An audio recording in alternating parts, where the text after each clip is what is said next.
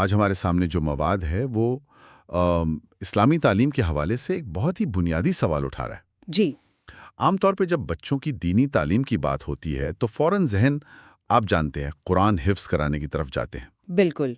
لیکن یہ تحریر ایک بالکل مختلف ترتیب پہ زور دے رہی ہے۔ جی ہاں، یہ جو مواد ہے قرآن سے پہلے توحید والا، یہ ایک بہت واضح موقف پیش کرتا ہے۔ اس کا مرکزی خیال یہ ہے کہ بچوں کو قرآن کریم حفظ کروانے سے بھی پہلے انہیں توحید سکھائی جائے۔ اچھا۔ یعنی اللہ ایک ہے، اسی پر بھروسہ کرنا ہے، عبادت صرف اسی کی، یہ تصورات پہلے واضح ہوں۔ یہ ناگزیر ہے مواد کے مطابق۔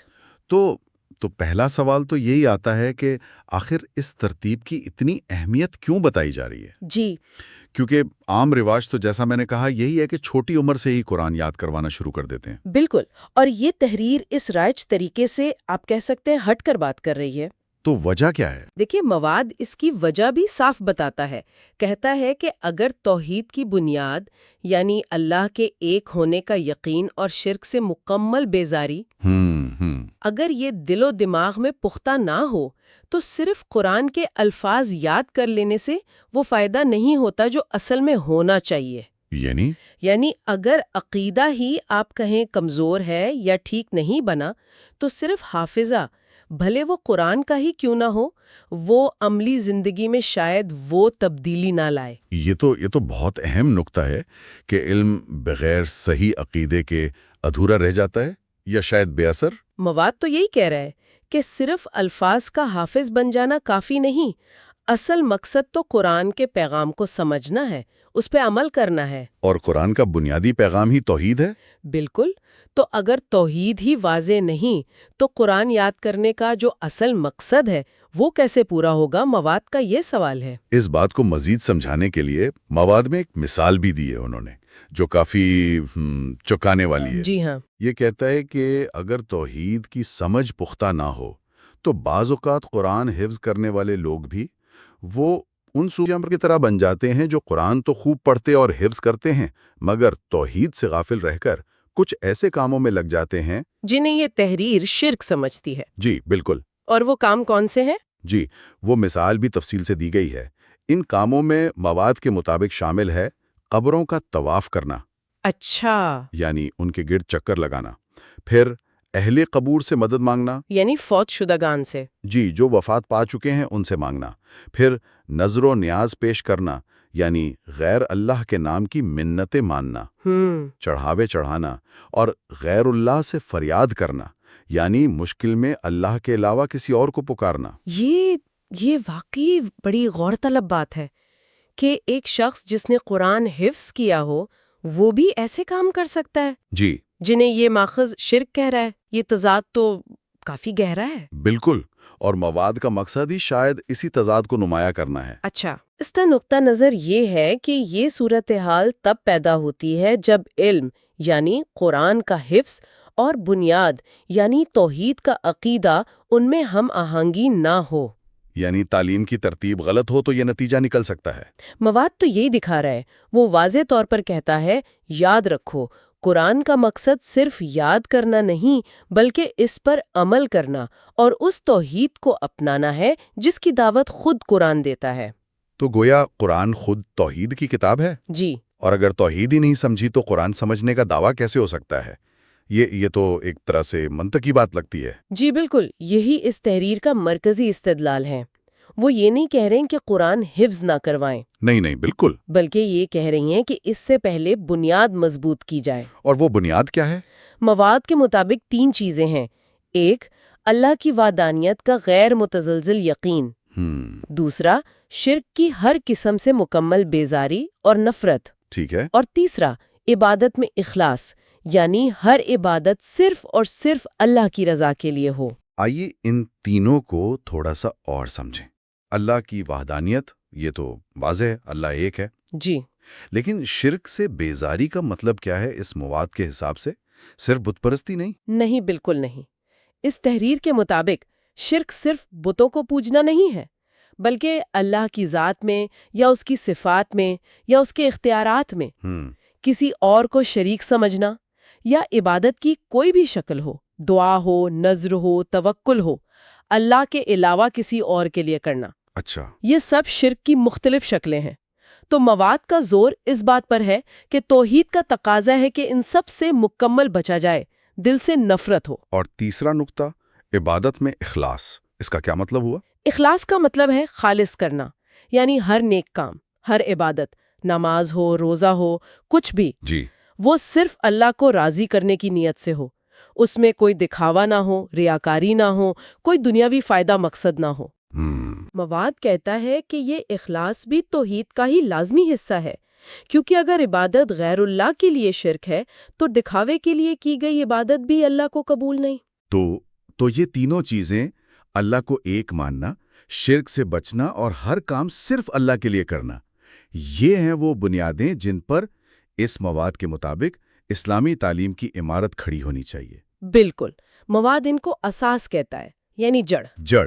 جی، جیسے مضبوط جڑوں کے بغیر درخت نہیں کھڑا رہ سکتا، اسی طرح ان بنیادی عقائد کے بغیر قرآن کا علم بھی بقول اس تحریر کے بس ایک سطحی چیز رہ جاتا ہے، روح تک رسائی نہیں ہو پاتی۔ ہاں، کچھ ایسا ہی۔ اس لیے بچوں کی تعلیم کا آغاز ان عقائد کو ان کے دلوں میں پکا کرنے سے ہونا چاہیے۔ اچھا، یہاں ایک سوال ہے، اگر ہم یہ ترتیب مان بھی لیں کہ پہلے توحید پھر قرآن، تو عملی طور پر یہ کیسے ہوگا؟ کیا مطلب ہے کہ ایک خاص عمر تک بچوں کو قرآن پڑھائیں ہی نہیں، یا کچھ اور؟ یہ بہت اہم عملی سوال ہے واقعی۔ یہ مواد خود تو اس کی تفصیل میں نہیں جاتا کہ کس عمر میں کیا اور کیسے، ٹھیک، لیکن اس کے مجموعی پیغام سے یہ لگتا ہے کہ مقصد قرآن سے دور کرنا نہیں ہے، بلکہ قرآن کی تعلیم کو صحیح بنیاد دینا ہے۔ تو شاید ساتھ ساتھ چل سکتا ہے۔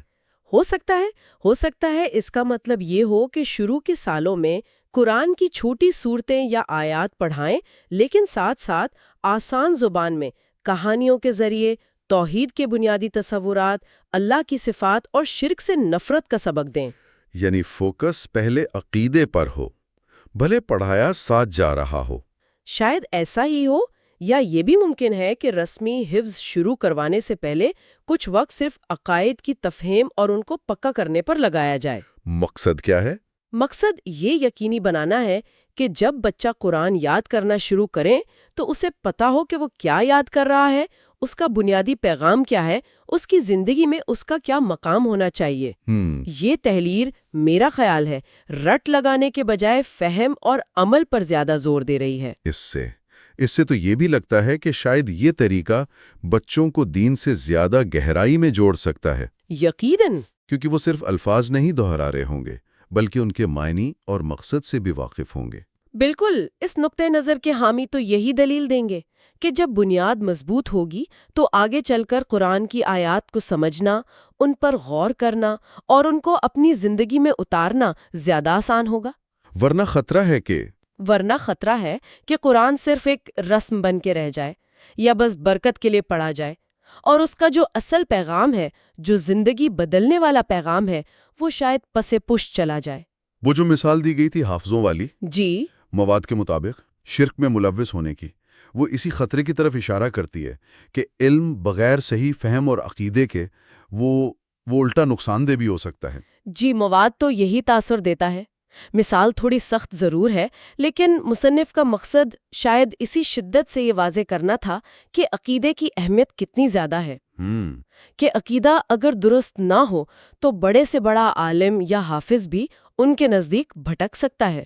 تو اگر ہم اس ساری گفتگو کا نچوڑ نکالیں جو اس مواد کی روشنی میں ہم نے کی ہے، جی، تو مرکزی خیال یہی ابھرتا ہے کہ بچوں کی اسلامی تعلیم میں ترجیحات کا تعین بہت اہم ہے، بہت اہم۔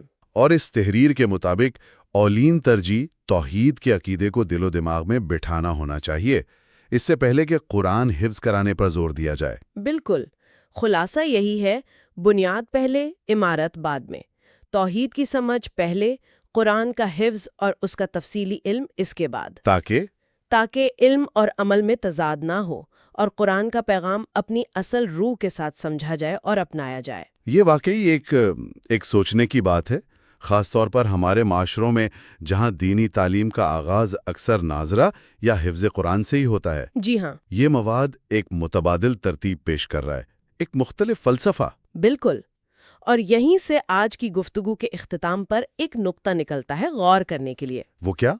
وہ نقطہ یہ ہے کہ بنیادی عقائد جیسے توحید، ان کی گہری سمجھ اور مذہبی کتاب جیسے قرآن، اس کے متن کو یاد کرنے، پڑھنے اور اس پر عمل کرنے کے درمیان آخر کیا حقیقی اور عملی تعلق ہے؟